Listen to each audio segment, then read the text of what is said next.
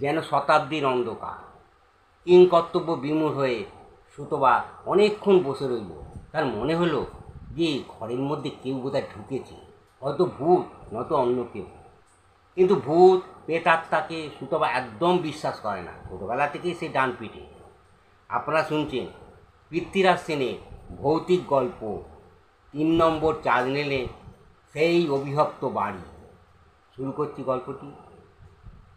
কাজ করতে করতে সুতপা বাইরে আকাশের দিকে তাকায়। বছর 22-এ সেই টাইপিস্ট, তার কম্পিউটারের কাজটা, এই ট্রেনিংটা তার শেষ হয়ে গেছে। তার একটা মাল্টি ন্যাশনাল ফার্মে সেই গুরুত্বপূর্ণ কাজে নিযুক্ত। বিকেল 5টা বেজে গেছে। অফিসের সহকর্মীরা সব চলে গেছে। বর্ষাকাল। হঠাৎ তবুও বুঝিয়ে দিচ্ছে যে এক চিলকো রোদ্দুরতে বুঝিয়ে দিচ্ছে যে শরৎ আসছে, আর বেশি দেরি নেই। সুতবা কী করবে ভাবছে। সে তার অনেক ফাইল তার পড়ে আছে, তার কাজ সারতে হবে। কাল এই অফিসে 10টার সময় চিফ বস আসবে, আর বোম্বে থেকে অনেক ডেলিগেটরাও আসবে। অতএব তাকে ওই আরিয়াদর বাড়িতে যেতে যেতে রাত্রি 8:30 বেজে যাবে। হঠাৎ তার সুতোবার মাথাটা ঝিমঝিম করতে আসে। শরীরটা খারাপ হয়ে গেল নাকি, সে চিন্তা করছে। মা তাকে পই পই করে বলেছে, আরে সুতপা, অফিসের এত কাজ তুই নিস না, কিছু সহকর্মীদের কিছু ভাগ করে দে। আমি মাকে কি করে বোঝাবো? মা, আমার চিফ বস আমাকে স্নেহ করে, আমার উপর নির্ভর করে, তাই তো মাসে মাসে এত করে ইনক্রিমেন্ট বাড়ছে। তা যাই দেখি আমার সহকর্মীরা আমাকে বাঁকা চোখে দেখে। তারা সবাই বলে, আরে সুতপা, কী করে এই পটালি ওই বুড়ো ভামটাকে। অতএব সুতপা তার ফাইলের কাজে মন দেয়। যোগ বিয়োগ গুণ ভাগ হিজিবিজি কাটতে কাটতে হঠাৎ তার সম্মতি ফিরে এল। আরে ঘড়ি কাটা তো 7টায় পৌঁছে গেছে। অর্থাৎ তার দারোয়ান হরদয়াল সে এখন ডিউটিতে নেই। এই সময় যদি হঠাৎ একটা অন্ধকার নেমে আসে। ইদানিং কলকাতা শহরে এই রোগটা আবার শুরু হয়েছে। সে অবাক হয়ে গেল। সত্যি সে তখন লোডশেডিং হয়ে গেল। অফিসটা পুরো ঘন অন্ধকার হয়ে গেল, যেন শতাব্দীর অন্ধকার। কিংকর্তব্য বিমূঢ় হয়ে সুতবা অনেকক্ষণ অফিস ঘরে বসে গেল। তারপর তার মনে হলো হঠাৎ যে ঘরের মধ্যে কে যেন ঢুকে পড়েছে। ভূত বা অন্য কেউ, কোনো প্রেতাত্মাকে সুতবা একদম বিশ্বাস করে না। ছোটোবেলা থেকে সে ডান পিটে। বন্ধু বান্ধবের সঙ্গে বাজি রেখে এক এক সময় অমাবস্যার রাতে সে গঙ্গার ধারে বসেছে। কিন্তু যা লোভী পুরুষের ওপর তার খুব ভয়। যখন তখন সে তারা ঘাড়ের উপর এসে করতে পারে। যাই হোক, এটা কেমন করে হয়? অফিসে তো লক করা আছে ভিতর থেকে, আবার একতলাও গেটের মধ্যে তালা চাবি দেওয়া আছে। তার ডুপ্লিকেট চাবি তার কাছে আছে। তা হলো যে কেমন করে ঢুকলো? সুতবা মাথায় চিন্তা এসে গেল যে কী করবে। তাই কে ঢুকলো এই সময়? তার অনেক বিপদের মধ্যেও সুতোবার তবু কিন্তু সে বুদ্ধি হারায়নি। সে করলো কি, উঠে পড়লো। তার পকেটে একটা পেন্সিল টর্চ ছিল। সেই টর্চ দিয়ে সে ইমার্জেন্সি লাইটটা জ্বালিয়ে দিল। চারদিকে আলোয় উদ্ভাসিত হয়ে গেল। তারপর সে চারদিকে তাকিয়ে তাকিয়ে দেখলো যে কী করা যায়। এত আলো, তাহলে কে ঢুকলো এই ঘরে? না বলে হঠাৎ ঢুকে পড়লো। অন্ধকার থাকলে খুব একটা ভয়ের আশঙ্কা থাকে। এখন চারধারে একটু আলো হয়ে গেছে। আলো হয়ে যাওয়াটা একটু সাহসী হয়েছে। তাও যেন মনের মধ্যে একটা চিন্তা করে গেল, কে যেন ঢুকে পড়েছে, অথচ তাকে আমি দেখতে পাচ্ছি না। ছোটোবেলা থেকে সুতবা ভূতের গল্প পড়তে খুব ভালোবাসতো, আর ভালোও লাগতো। তাই সে চিন্তা করলো, না বলে হঠাৎ কোনো ছিঁচকে ভূত হয়তো এই অফিস ঘরের ভেতর ঢুকে পড়েছে। কী ব্যাপার? মনে হচ্ছে এখন কেউ কিছু কথা বলতে চাইছে। হ্যাঁ, কী কথা জমে আছে তার বুকে, সুতবা জানতে চাইল। তখনও এই ব্যাপারটা ঠিক একটা গুরুত্ব ঠিক উপলব্ধি করতে পারছিল না।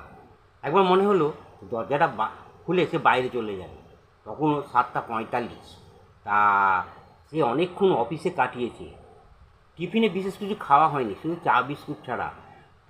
তাই জন্যই হয়তো মাথাটা ঝিমঝিম করছে। এ কি, এ কার কণ্ঠস্বর? সমস্ত শরীরে শিহরণ লাগলো সুতবার। তা এই গলাটা খুব চেনা চেনা লাগছে। হ্যাঁ, এ তো বাবার গলা। বছর কয়েক আগেকার কথা। তার বাবা হঠাৎ নিরুদ্দেশ হয়ে গেছে। হরদয়ালবাবু চাকরি করতেন ব্যাংকে, সাধারণ চাকরি। তার একমাত্র কন্যা সেই সুতপাকে তিনি খুব ভালোবাসতেন।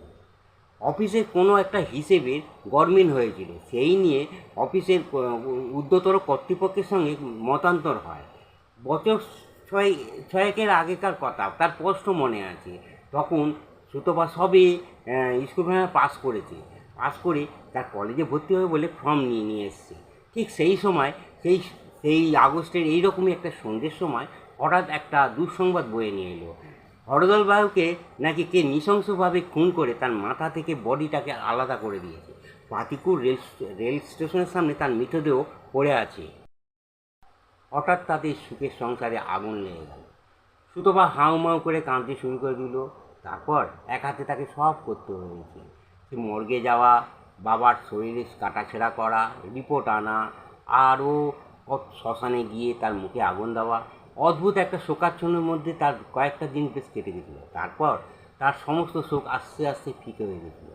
তারপর সুতপা বড় হয়েছে, ক্লাস 12 পাস করেছে, তারপর গ্র্যাজুয়েশন কমপ্লিট করেছে, টাইপ শর্টহ্যান্ডের সার্টিফিকেট নিয়েছে। এখন সুতপা নিজের হাতে পায়ে দাঁড়িয়েছে। এবার সেই বিধবা মায়ের মুখে হাসি ফুটিয়েছে।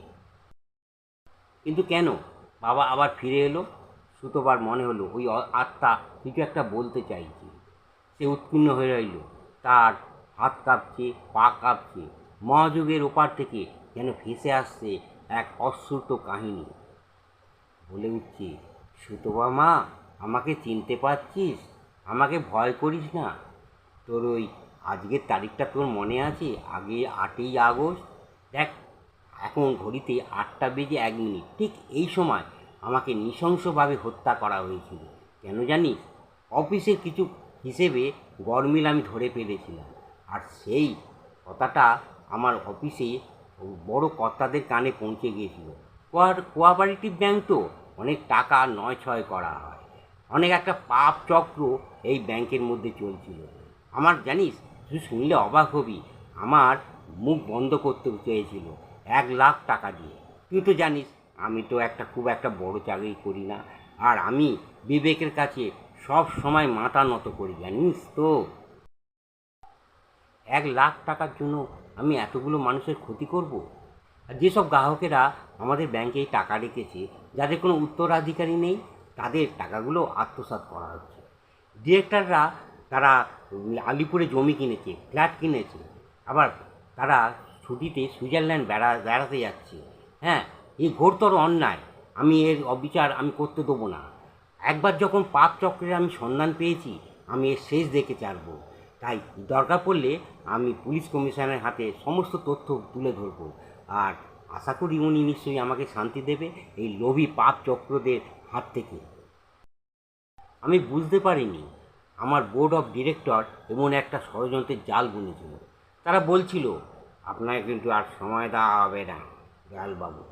একটা কথা মনে রাখুন, আপনার বাড়িতে স্ত্রী আছে, কন্যা আছে, তাদের কথাটা একবার আপনি চিন্তা করুন। আপনাকে 5 মিনিট সময় দিচ্ছি, আমরা পাশের ঘরে যাচ্ছি, আপনি একটু একা থাকবেন।